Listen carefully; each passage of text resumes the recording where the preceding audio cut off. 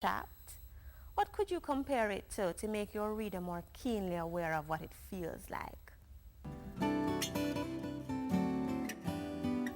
Olfactory, appeal to smell. What type of smell do we want to create?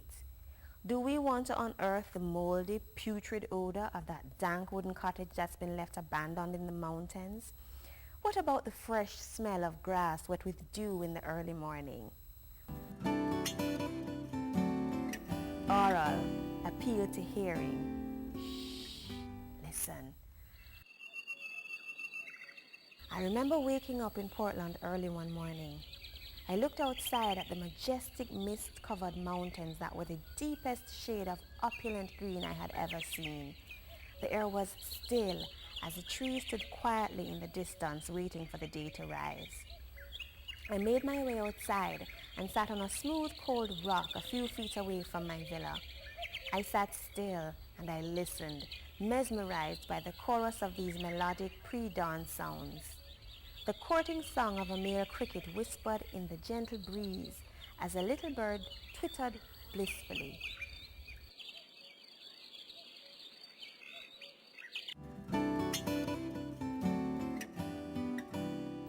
Gustatory, appeal to taste. 100% Angus beef and dripping with flame-broiled goodness. Enjoy a full-flavored mouthful of onions, crisp lettuce, ripe tomatoes, and our signature steak sauce on a freshly toasted corn-dusted bun. Feel like heading to Burger King? This was a description of the Angus steak burger on the BK website. Mouth-watering, huh?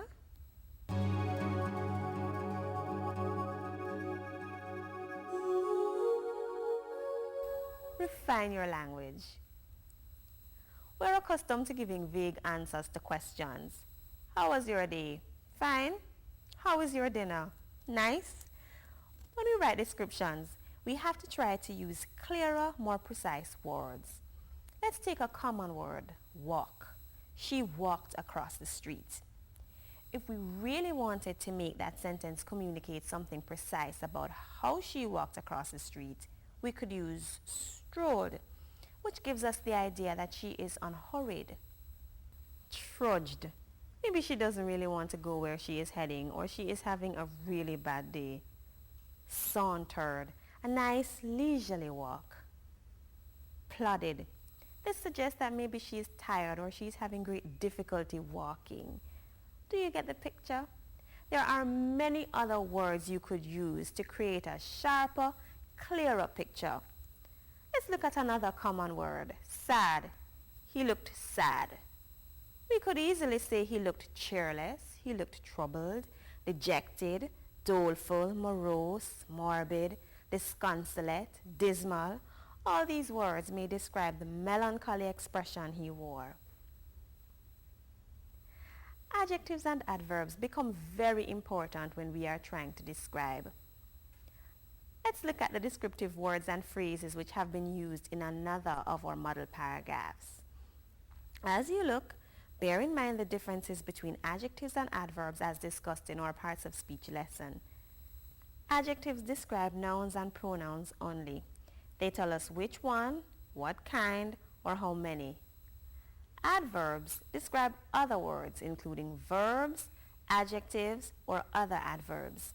And they answer the question when, how, where, how many times, or to what extent. Now on to our paragraph. I remember waking up in Portland early one morning. I looked outside at the majestic mist-covered mountains that were the deepest shade of opulent green I had ever seen. The air was still as the trees stood quietly in the distance waiting for the day to rise. I made my way outside and sat on a smooth cold rock a few feet away from my villa. I sat still and I listened, mesmerized by the chorus of these melodic pre-dawn sounds. The courting song of a male cricket whispered in the gentle breeze as a little bird twittered blissfully. Early. Early is used to describe the morning by making the time of the morning specific. Majestic is used to describe the mountains. The word majestic gives us an impression of the mountain's size, that it's imposing. but it also suggests something of its beauty, that this is not an ordinary sight. Mist covered goes on to further create this visual image of the mountain as being kind of foggy. Deepest is used to describe the shade of green, and of course opulent gives us the idea that there is a lot of green, that it is abundantly present. Opulent also means rich, luxurious, which connects very nicely with the idea of these majestic mountains. Still describes the movement, or in this case, the lack of movement of the air. Quietly emphasizes the stillness of the trees. There is no swaying of branches or rustling of leaves, so the trees are very quiet. Smooth and cold tell us about the rock's texture and the way they feel against her skin, thus adding tactile imagery. I'm sure you get the picture. Why don't you try completing the paragraph on your own?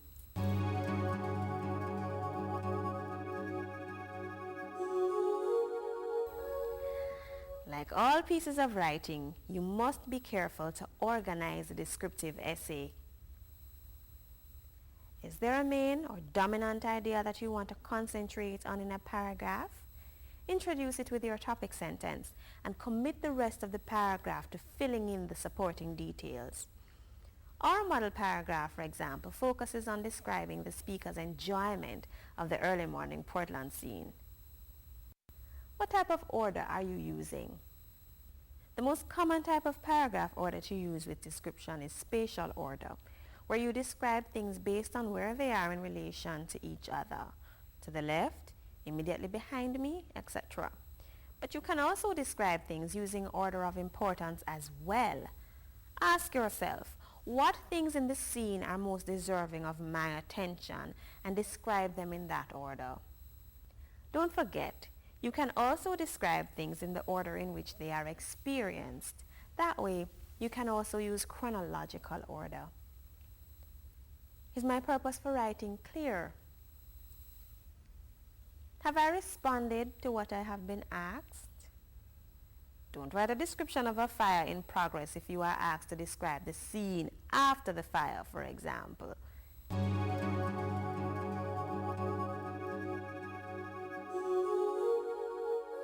Once you have written your essay, it is always important that you revise it to make sure it makes the grade. Go through your essay with the following questions in mind.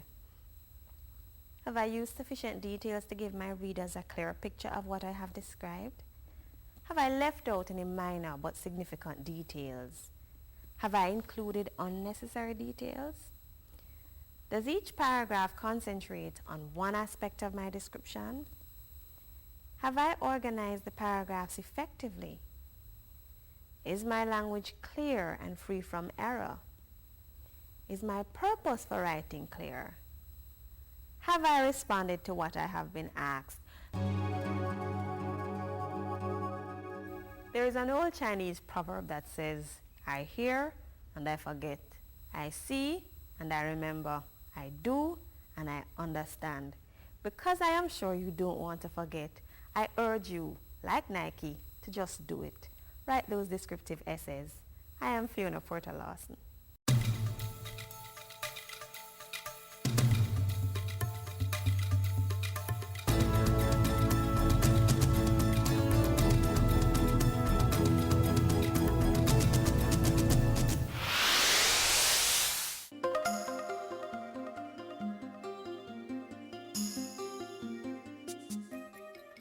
Dad, I don't see how you come to that conclusion. What you mean? All that I'm saying is that this internet thing is promoting laziness. When I used to go to school, I had to go to the library and spend hours upon hours going through pages and pages of information. Yes, it was time consuming, but I learned so many other things in the process. And when I find information that I want, I had to jolly well sit down and write that out. Which means I had to know how to summarize information too, because I couldn't sit down and write out everything. But all you know what they expect to do is copy, paste and print. Me sure say sometime when you don't even know how to print pen paper and give the teacher. Dad, when you go into the country, you use the highway, don't? That don't mean anything wrong with the old roads or that you can't use them anymore. But you find that the highway more efficient. Same thing with the internet. It's just the highway access to information. Using it doesn't make us any more lazy than it makes you lazy for using the highway. But there is some truth to what you're saying, that plenty students copy and paste. That would be true for lazy students, yes? But Dad, we have always had lazy students. And in your days, them would be the one to copy off him friend's project or write out a lot of pages out of one book. Lazy people don't generally do things properly. And the internet would make it easier for them. But Dad, there are a lot of useful things on the internet too. And meanwhile, I know you're going to say, plenty of us spend a whole heap of time idling and chatting and gaming.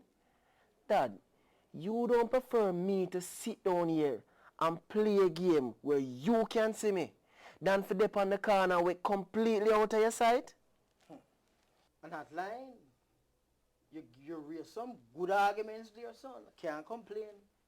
But I still hold the view. You cannot spend all your free time around the computer. You need some exercise, man. I tell you what. Make we go play some football and make the old man bust your shot. In your dreams, Dad. We have just listened to an interesting little exchange between Kurt and his dad about the benefits or dangers of the internet. I am sure you will agree with me that each was trying to persuade the other to see things from his perspective. In the end, Dad conceded to Kurt on the strengths of the arguments he presented. Today I want to look at some of the ways you can improve your persuasive writing skills for your CSEC examinations and beyond. One of the first things you'll notice is that both Kurt and his dad presented arguments, but they both used devices to make their arguments more flavorful. What are some of the devices we can use?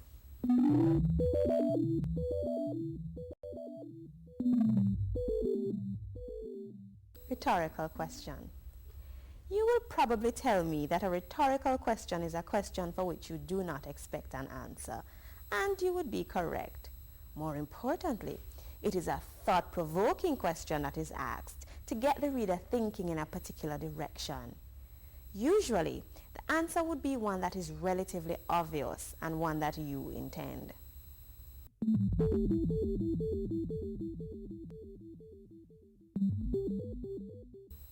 Sarcasm. Someone who uses sarcasm says the opposite of what he means, with the deliberate intention to mock or ridicule a position or person. The aim is to highlight a flaw, to make someone or something seem stupid, illogical, unreasonable, or otherwise flawed. How you expect Junior to keep up with the other kids if he can't access the internet from the computer in his room? All the other kids can. Sure. Let's allow the perverts and maniacs who are online targeting our children to babysit Junior while you are making dinner or doing dishes.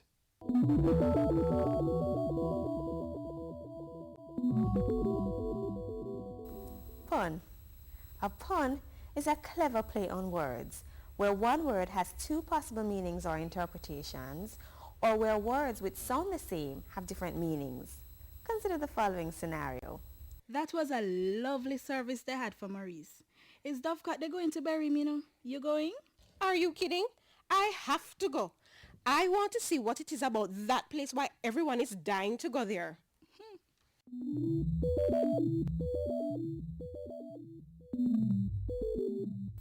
Exaggeration. A good way to persuade is to exaggerate. You exaggerate to make a bad situation appear worse than it may be, and to make something you consider good seem way better. What are some of the things that Corey's father could have said to him to exaggerate his point? Many children spend 2 little minutes looking up information and then spend 1 whole year listening to music and all the other foolishness you like to do. If you children were left to your own devices, you wouldn't eat, sleep, bathe, or brush your teeth, because you would spend all your time surfing the internet, where you got to meet and happily chat with every rapist and child molester and other maniac on the planet.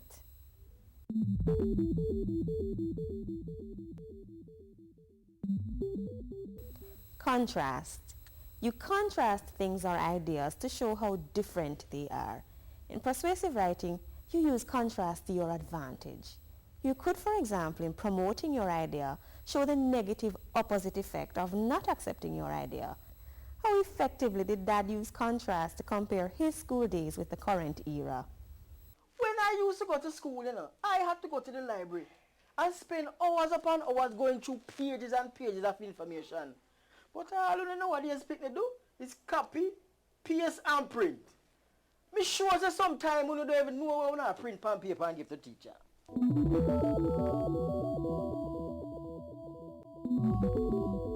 Analogy. In an analogy, we look at what is similar in two things that are otherwise completely different. In other words, we compare two different things to find one point of similarity. For example, we may say that a lock opened every day will never rust. So too, a skill used every day will never deteriorate. How about this one? You won't pull crystal clear water from a heavily soiled bucket any more than you can find wholesome thoughts in a filthy mind. What do you think of Corey's analogy? By comparing the internet to a superhighway, he makes the point that the internet is a faster, more efficient way of gathering information and isn't just a cop-out for those who are lazy.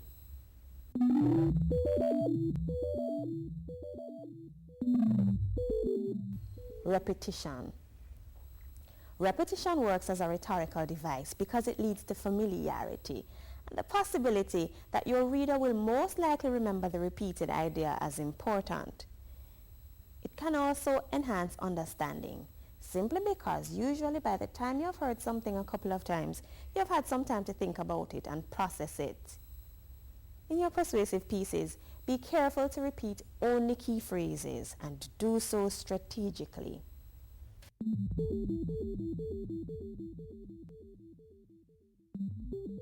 Emotive language.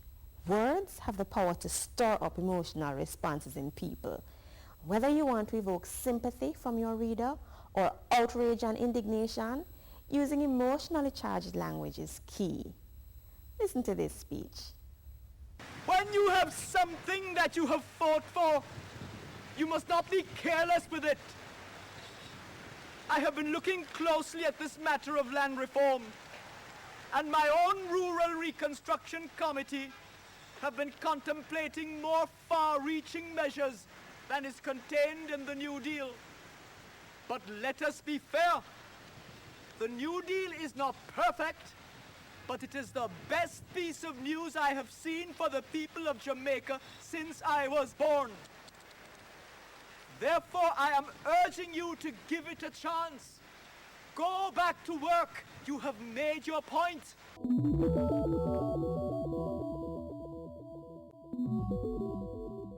Personal appeal. When you use this technique, you give your readers the impression that you understand them. You understand their needs, their motivations, and how they feel. And because of this, you can speak to them on a personal level. Speakers who use it want their audience to think of them as being just like them. They may use terms such as my friends, my brothers and sisters. My fellow Jamaicans. They will refer to the audience often and speak to them as if they are speaking to individuals instead of just a bunch of people. So, your challenge today is to try to incorporate a few of these devices into your carefully crafted argumentative essay. We are not finished yet. We are going to examine the different ways we can support our arguments in our essays by looking at some methods of persuasion.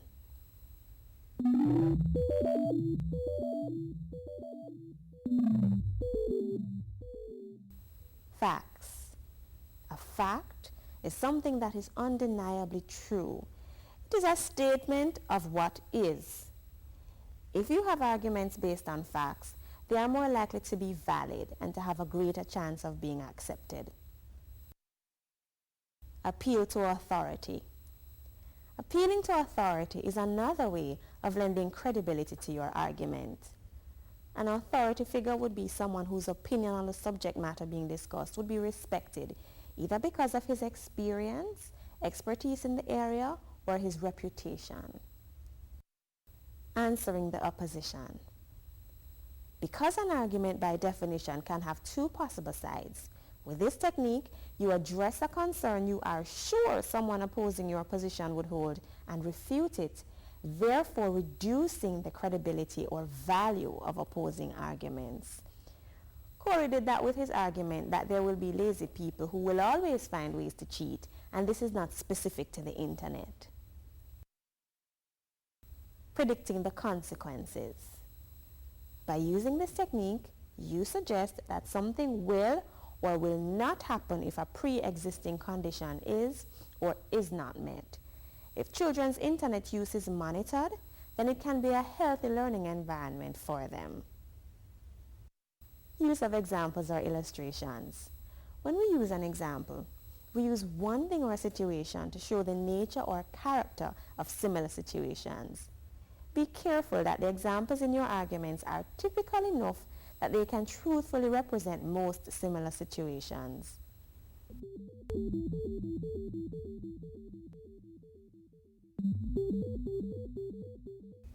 Organizing your persuasive essay. Before you begin to write, organize. How do you want to begin your essay? What are your key points? How are you going to arrange your essay so that it has a clear start, middle, and end? That is, an introduction, body, and conclusion. Start with a sentence that grabs the reader's attention. It may be a thought-provoking rhetorical question, an interesting anecdote, a relevant quotation, or how about some statistics that are bound to demand attention, or the definition of a key term that will focus your reader on the subject at hand. Whatever you do, spend the extra minute or two it takes to come up with a beginning that is creative and interesting. Make sure that the position you take is clearly understood in your introductory paragraph. Be bold and definitive. Take an attitude and make it clear that you know what you are talking about. In the body of your essay, try to have at least 3 logical, well thought out, clear arguments. Limit your arguments to one key one per paragraph, which is introduced by your topic sentence and supported or proved by all other sentences in your paragraph. Finally, conclude. Restate your position on the issue. What are some of the questions you can ask yourself when revising your essay? Is my position on the issue clear and unambiguous? Are there at least 3 distinct, non-conflicting arguments? Have I provided sufficient supporting evidence? Is my essay convincing? Have I used effective rhetorical devices? Has enough effort been made to arrest and keep the reader's attention? Have I responded to the question that's been asked? We've come to the end of our presentation on persuasive writing. Of course, for you, this means continual practice, practice, practice. Until our next encounter, I'm Fiona Porter Lawson.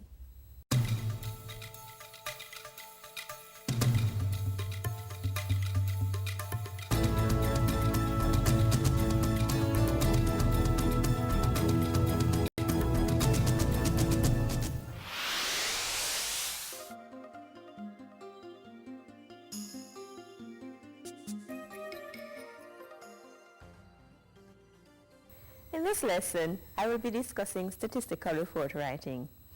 Many persons do not like the idea of dealing with any information that is presented in the form of numbers. There is, however, no need for you to be afraid, as numbers presented in the form of a report serve only to tell a story in much the same way that words do. When we write statistical reports, we look at represented figures and make conclusions or generalizations based on the numbers. But before I get into an explanation of statistical report writing, You first need to get an understanding of what a basic report is. A report is a written document that gives an account of the findings of an individual or group. Reports can take different forms, ranging from the informative report to the persuasive report. The main purpose of a report is to convey information. So a statistical report is basically a report that uses figures to convey information. There are two important things that we look for and use when working with statistics. They are trends and significant figures.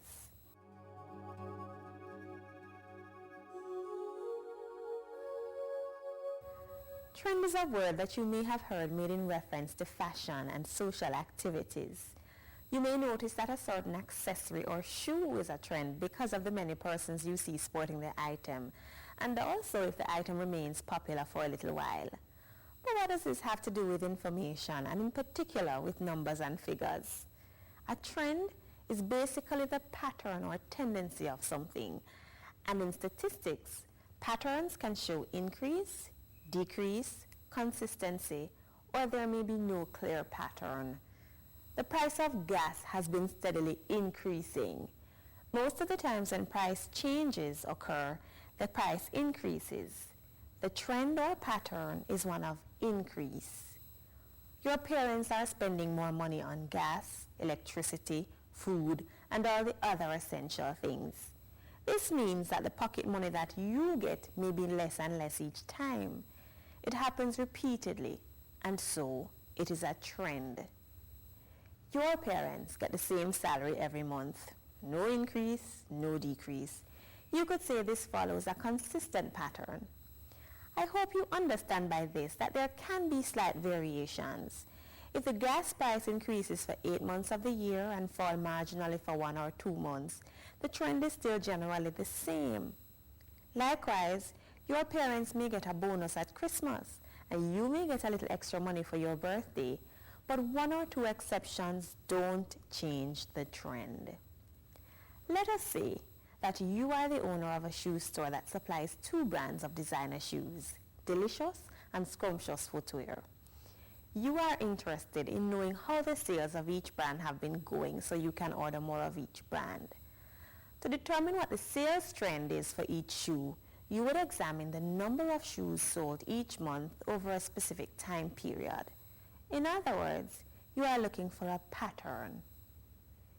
Here are the sales of both brands of shoes over a 6-month period. What have you noticed about the sale patterns of both brands? In looking at the sales, you have to consider the figures to determine if they show a specific pattern. You will have noticed that the sales of Delicious Footwear have been steadily increasing, while those of Scrumptious Footwear have been decreasing. Based on these figures, you are then able to predict that for the month of July, the sales of Delicious Footwear will continue to increase, while the sales of Scrumptious Footwear should continue to lessen. By examining the 2 trends, you can later determine which brand you will purchase more of. So in looking at trends, we want to see if something follows a pattern of increase or decrease. Perhaps the figures remain consistent, meaning that there are very little changes in the figures. Sometimes, figures do not follow any real pattern that you can observe. They may be all over the place, high this minute, very low the next, and at other times they may be just in the middle. When this happens, we say the figures fluctuate, which means they vary greatly and unpredictably. Of course, identifying the trend is only one step, an important step, but one nonetheless. After you identify the pattern, you may want to describe it more fully. What kind of increase or decrease is observed? Is it small or minimal? Is it great? Do the increases happen gradually over time, or are they sharp and sudden? How can you describe how consistent something really is? Is it fairly or relatively consistent, or is it very consistent? And what about the fluctuations? Are they minor or great? Let us consider another situation. You are a teacher, and you have to choose your top student for the term. There are, however, two students, Matthew and Peter, with almost the same grade average in your class. Here are the scores of both students over the school term. If you observe the scores of the two students, you will notice that Matthew's scores were more consistent than Peter's. We see what is called a fluctuation in Peter's scores. This means that there is no definite pattern to Peter's scores. It would be better to select Matthew as a top performer, as he maintained a more consistent performance throughout the school term. So in looking at trends, we want to see if something follows a pattern of increase or decrease. Do the figures remain consistent, meaning that there are very little changes in the figures, or do they fluctuate and vary greatly and unpredictably?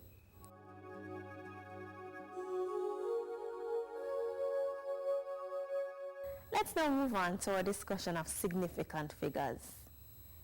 You may have noticed that in identifying trends, you are required to look at the information presented as a whole. In looking for significant figures, however, you are looking for separate pieces of information that are different from the overall trend.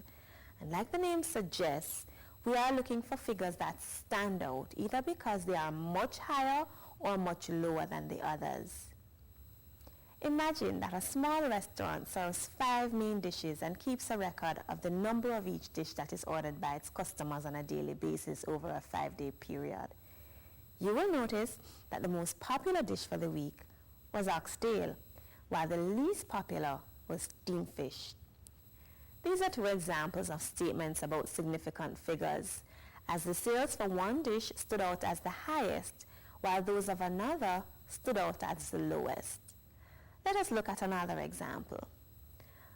The following table gives the number of students who pass an exam over a 6-year period. It is obvious that 2005 was the standout year for passes, while 2004 saw the lowest pass rate over the 6-year period. Statistical information may be presented in various forms. These include bar graphs,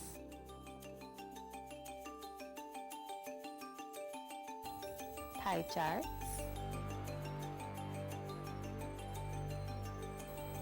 tables, line graphs, histograms.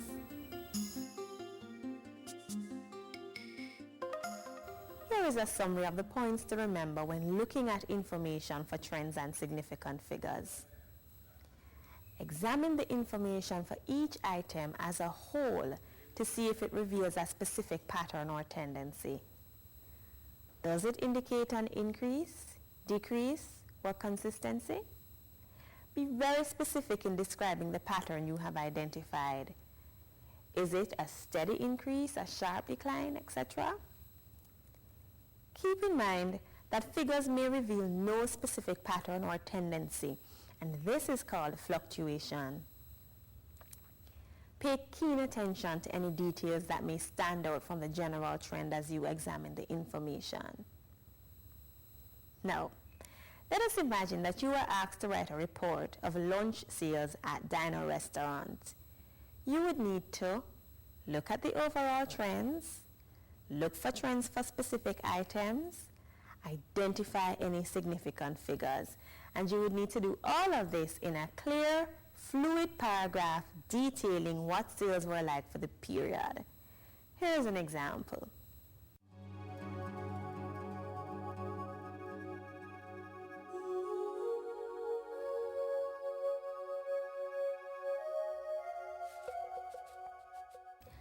A review of the lunch sales at diner restaurants revealed the following findings. Oxtail was the most popular dish. Its sales increased gradually each day except on Friday, where the sales doubled that of most other days. Roast beef recorded the second highest sales, and like oxtail, recorded consistent increases throughout the week. Sale of stewed pork ranked third and remained relatively consistent, averaging between 32 and 39 sales daily. Curry chicken sales were next in rank, with sales increasing as the week progressed. Steamed fish, which recorded the lowest sales, also fluctuated the most, its highest sale being 47 on Thursday and its lowest 8 on Monday. Diner restaurants sold the least meals on Monday, with sales trending upwards to see largest sales on Friday. Think about what I've said. Review the lesson if you need to. And remember, practice. Practice. And when you have had enough of practicing, practice some more. I'm Fiona Porter Lawson.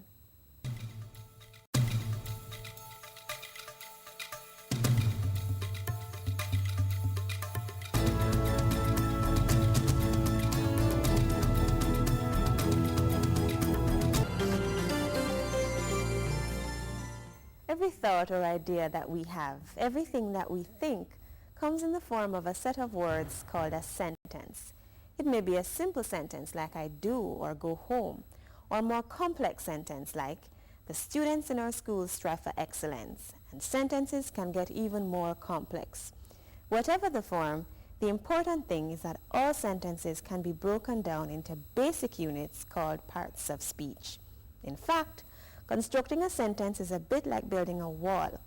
Just as you need cement, blocks, steel, paint, and other materials to build a wall, so a sentence is made up of a combination of nouns, pronouns, verbs, adjectives, adverbs, conjunctions, prepositions, and even an interjection. Let's take a closer look at these parts of speech. Nouns. A noun names a person, a place, a thing, an idea, or an activity.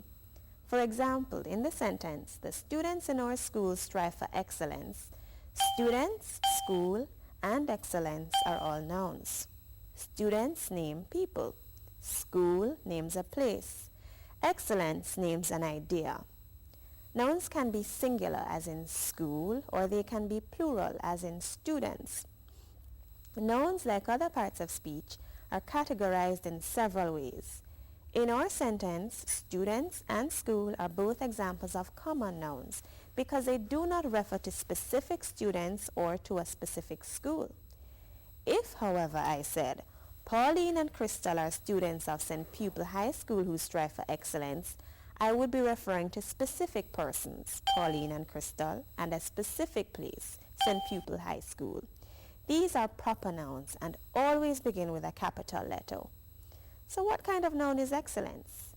Excellence is a common noun. It's also what we call an abstract noun. It's called abstract because we can't see it or touch it or taste it, and we cannot experience it with any of our senses. It's not tangible. Nouns like students and school that we can see or touch, in fact, anything that we can experience with our senses, are called concrete nouns. Abstract nouns, therefore, are usually ideas, concepts, characteristics, qualities, or emotions.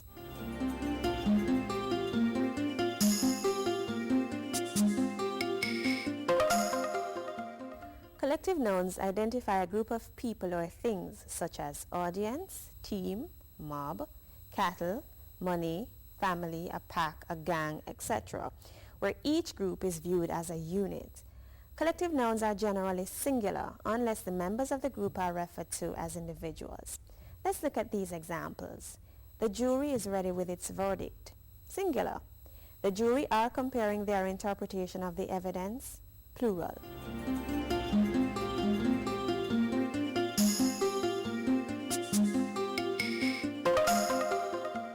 A special function of nouns is to show possession. This is indicated by the use of the apostrophe and an S. For example, that bag is Cynthia's. Cynthia's ownership of the bag is indicated by adding the apostrophe and the S at the end of the noun, Cynthia. The representative is from the school. The room is for men only. In all these cases, it is the form of the noun that changes. Nouns can show possession whether they are singular or plural. However, when the noun ends with an S, as in the singular Carlos, or most cases of plural nouns, only the apostrophe is necessary after the noun. For example, the lady's bags were on the table. The bags belong to more than one lady. The S is not written, but it is understood. Irregular plural nouns follow the same rule as singular nouns. For example, the children's bags are safe. Let's look at countable versus uncountable nouns. Like the name suggests, countable nouns are persons, places, things,